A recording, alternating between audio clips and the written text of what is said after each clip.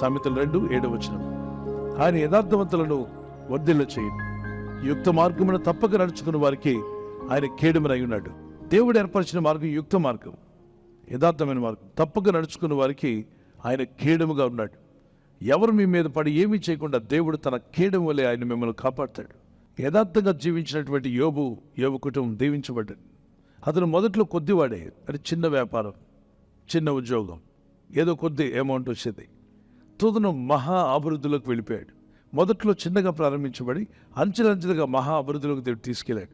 ఏమిటి ఈ యోబుకి ఇంత అభివృద్ధి ఎలా వచ్చింది అంటే, దేవుడు అతని చేతుల కష్టార్జితాన్ని దీవించాడట. అతను కష్టపడే కష్టార్జితాన్ని దీవించాడు. ఎందుకని దేవుడు అంతగా దీవించాడు? అతని చుట్టూ దేవుడు కంచి వేసి కాపాడాడు.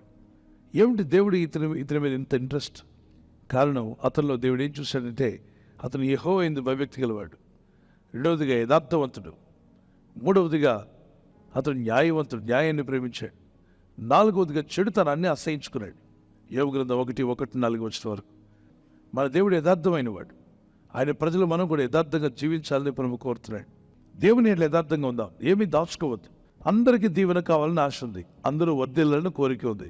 మరి ఈ కోరిక ఎప్పుడు సఫలమవుతుంది? యథార్థంగా బ్రతికితే, దేవుని యథార్థంగా మనం జీవిస్తే, మనం ఏ దోషంలో కప్పుకోకుండా ఒప్పుకొని విడిచిపెడితే మీరు వర్ధిల్లుతారు, మేలొందుతారు.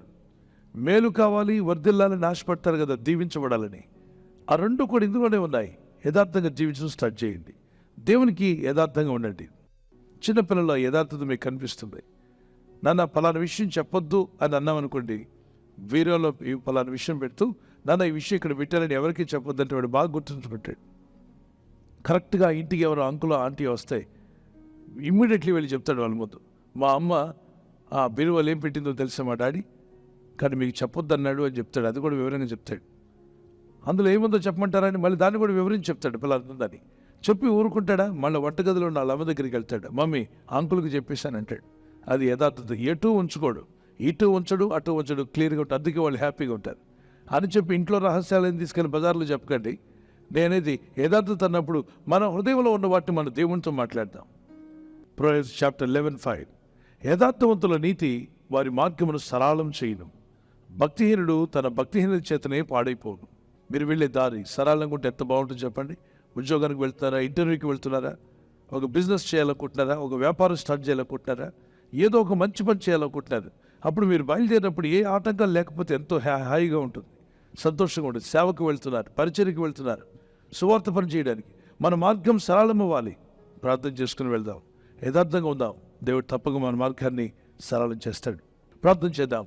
యథార్థవంతులు ఆయన పట్టణానికి దీవెన నలుగుతుంది. వారి దీవెన పట్టణానికి కీర్తి కలిగిస్తుంది. ఈ ప్రార్థనలో ఏకీవిస్తున్న ప్రతి ఒక్కరిని దీవించు నాయన. యేసు నామములో ప్రార్థిస్తున్నాం ప్రభా. ఏది కూడా కప్పుకోకుండా ఒప్పుకొని విడిచిపెట్టుకు సాయించే. మా దోషములు, మా పాపములు, మా అతిక్రమాలు కప్పుకునే వారుగా మేము ఉండకుండా ఒప్పుకొని విడిచిపెట్టిన ప్రతి బిడ్డను వర్ధిల్ల చేయండి ప్రభా. వారి కుటుంబాలు దీవించబడును గాక. ఈ లోకంలో మేము జీవిస్తున్నప్పుడు మా ఆత్మీయ యాత్రలో అనుదినము నీ కృపను, నీ దయను తలంచుకుంటూ నిన్ను స్తుతిస్తూ జీవించే కృపను మాకు దయచేయండి. మీ రెక్కల చోటున మమ్మల్ని కాచి కాపాడారు, ఇక ముందు కూడా మమ్మల్ని కాపాడబోతున్నారు. ఈ రాత్రి నెమ్మదితో పండుకొని సురక్షితంగా కాపాడబడినట్లుగా నీ అగ్ని కంచి వేసి మమ్మల్ని కాపాడండి. మీ చిత్తములో కొనసాగే కృప మా అందరికీ దయచేయమని యేసుక్రీస్తు ప్రశస్త నామములో మీరందరికీ చక్కని నిద్ర దయచేసి తెల్లవారు లేచి కృపను మాకిమ్మని క్రీస్తు నామములో వేడుకుంటున్నామా పరలోకపు తండ్రి. ఆమేన్, ఆమేన్. ఈ వాగ్దానం విని ఊరుకోవద్దు. వాగ్దానం విన్నాక ఆమెన్ చెప్పి ఇతరులందరికీ షేర్ చేయండి, లైక్ చేయండి. అలాగే సబ్స్క్రైబ్ చేయని వారందరూ సబ్స్క్రైబ్ చేయండి. ఈ దేవుని మాటలు అనేకులకు చేరవేయండి. Good night. God bless you.